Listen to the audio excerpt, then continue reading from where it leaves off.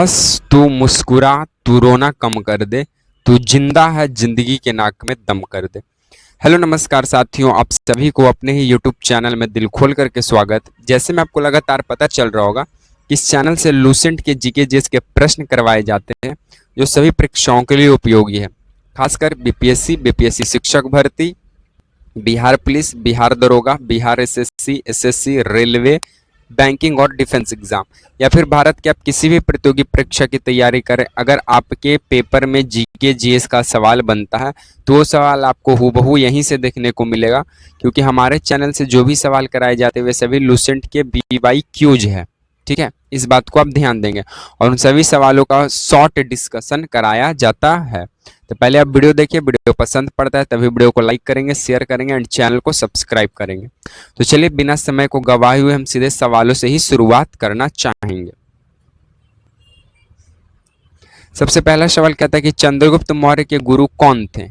Option A Kalidas, Chanakya, भास या पाणिनि। तो आपको बता दें साथियों कि ये जो चंद्रगुप्त मौर्य थे इनका गुरु का नाम है चाणक्य। तो इस प्रश्न का right answer option number B जो होगा वो सही होगा। अब चलिए हम लोग इसका शॉर्ट डिस्कशन देखते हैं। चंद्रगुप्त मौर्य के गुरु और मार्गदर्शक आचार्य चाणक्य थे, जिन्हें कौटिल्य भी कहा जाता है। उन्होंने अर्थशास्त्र लिखा और मौर्य साम्राज्य की क्या करी? नींव रखी या फिर मौर्य साम्राज्य की स्थापना की। अर्थशास्त्र जो पुस्तक है वो इन्हीं के द्वारा लिखा गया है और इनको जो है विष्णुगुप्त भी बोला जाता है। क्या बोला जाता है? विष्णुगुप्त भी बोला जाता है। तो इस बात को भी आप ध्यान देंगे। चलिए नेक्स्ट बोलता है कि पलासी का युद्ध कब हुआ था? 1757 में, 1764 में, 1857 में, 1858 में। तो आपको बता दें साथियों कि जो पलासी का युद्ध हुआ था वो हुआ था 1797 में। तो इस प्रश्न का answer right answer option number A होगा। ठीक है, चलिए अब इसका शॉर्ट डिस्कशन देखते हैं। पलासी का युद्ध 1757 में सिराजुद्दौला और अंग्रेजी सेना रॉबर्ट क्लाइव के बीच हुआ था, जिसमें भारत में अंग्रेजी की शासन का नींव रखाया।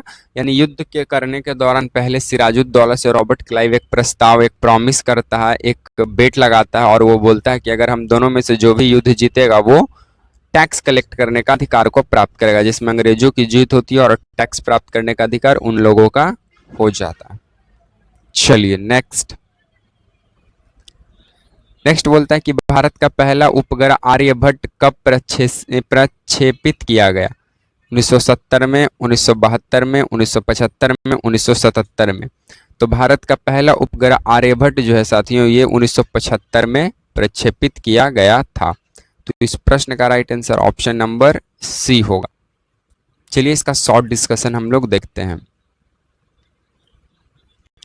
19 अप्रैल 1975 को भारत ने रूस की मदद से लॉन्च किया। यह भारत का पहला उपग्रह था। कौन? आर्यभट्ट। यह भारत का पहला क्या था? उपग्रह था आर्यभट्ट। चलिए नेक्स्ट बोलता है कि संविधान सभा के स्थायी अध्यक्ष कौन थे? राजेंद्र प्रसाद, सुभाष चंद्र बोस, जवाहरलाल नेहरू, सरदार पटेल। तो संविधान सभा के स्थायी अध्यक्ष थे डॉक्टर राजेंद्र प्रसाद। तो इस प्रश्न का right answer option number A होगा। ठीक है, सुभाष चंद्र बोस कांग्रेस को 1938 में हरिपुरा अधिवेशन के अध्यक्ष बनते हैं। जवाहरलाल नेहरू 1928 का। ठीक है, चलिए डिस्कशन की बात करें तो संविधान सभा की अस्थायी अध्यक्ष डॉक्टर सच्चिदानंद सिन्हा और अस्थायी अध्यक्ष डॉक्टर राजेंद्र प्रसाद को चुना जाता है। नेक्स्ट बोलता है कि नालंदा विश्वविद्यालय की स्थापित करवाया था? अशोक, समुद्रगुप्त, कुमारगुप्त, हर्षवर्धन। तो नालंदा विश्वविद्यालय को स्थापित किया था कुमारगुप्त। तो इस प्रश्न का right answer option number C जो है वो सही हो जाएगा। चलिए इसका डिस्कशन देखते हैं। नालंदा विश्वविद्यालय की स्थापना गुप्त वंश के राजा कुमारगुप्त प्रथम के द्वारा किया गया था। नेक्स्ट हमारा सवाल बोलता है कि काकोरी ट्रेन एक्शन कब हुआ? 1923, 1925, 1927, 1930। तो काकोरी ट्रेन कांड जो है ये हुआ है 1925। तो इस प्रश्न का right answer option number B जो है वो सामने आया है। चलिए इसका डिस्कशन देखते हैं। डिस्कशन क्या है कि काकोरी कांड 9 अगस्त 1925 को हुआ, जिसमें राम प्रसाद बिस्मिल, अशफाकुल्ला खां, चंद्रशेखर आजाद और आदि व्यक्ति शामिल थे। नेक्स्ट बोलता है कि दामोदर घाटी परियोजना किस राज्य में स्थित है? बिहार, पश्चिम बंगाल और झारखंड, उत्तर प्रदेश या उड़ीसा? तो दामोदर घाटी परियोजना जो है ये किससे संबंधित है? तो ये संबंधित है पश्चिम बंगाल और झारखंड से। तो इस प्रश्न का right answer option number B जो है उस पे सेल हो जाएगा। चलिए नेक्स्ट क्वेश्चन, इसका डिस्कशन की बात करें तो डीवीसी यानी दामोदर वैली कॉरपोरेशन भारत की पहली बहुउद्देश्य नदी घाटी परियोजनाओं में से एक है।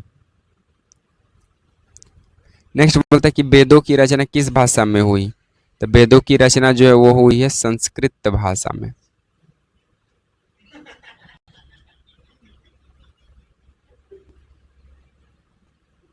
भारत छोड़ो आंदोलन कब शुरू हुआ?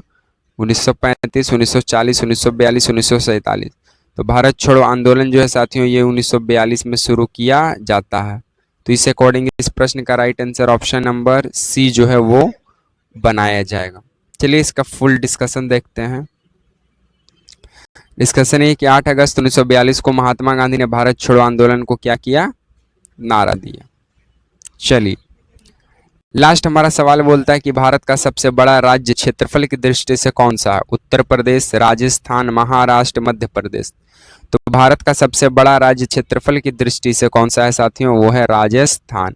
तो इस प्रश्न का right answer option number B जो है इसका भी राइट आंसर होगा। चलिए इसका शॉर्ट डिस्कशन देखते हैं। राजस्थान का भारत का सबसे बड़ा राज्य है जिसका क्षेत्रफल 3,42,239 किलोमीटर है। तो साथियों आज को हम वीडियो को यहीं पे विराम देंगे। बाकी वीडियो आप लोग को कैसा लगा कमेंट में जरूर बताएं। वीडियो पसंद आए तो वीडियो को लाइक करें, वीडियो को शेयर करें एंड चैनल को सब्सक्राइब करना मत भूलिएगा। इसी तरह के सीरीज के साथ आपसे मिलेंगे नेक्स्ट वीडियो में। तब तक के लिए आप तमाम साथियों को जय हिंद, वंदे मातरम।